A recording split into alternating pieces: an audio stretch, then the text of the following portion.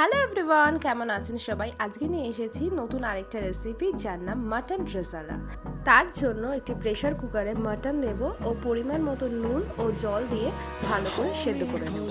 সেদ্ধ হয়ে গেলে একটি মিক্সিং বোলে আমরা চালমগজ, কাজু বাদাম, সাদা তিল, কিশমিশ, কাঁচা লঙ্কা ও টক দই দিয়ে ভালো করে একটি স্মুথ পেস্ট তৈরি করে নেব।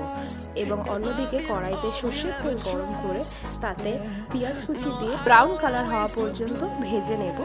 এবং ব্রাউন কালার হয়ে গেলে আমরা এটাকে তুলে অন্য পাত্রে রেখে দেব।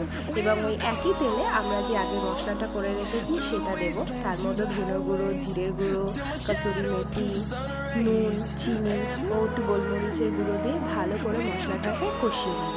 যতক্ষণ মশলাটা কষতে থাকুক, তোমরা যারা আমার চ্যানেলটাকে এখনও সাবস্ক্রাইব করনি তারা প্লিজ আমার চ্যানেলটাকে সাবস্ক্রাইব করে নিও। এবং এর মধ্যে আমি মাটনটা দিয়ে ও জল দিয়ে ভালো করে কষিয়ে নেব। ব্যাস, তাহলে রেডি হয়ে যাবে আজকের রেসিপি মাটন রেজালা। তোমরা সবাই বাড়িতে ট্রাই করো কিন্তু।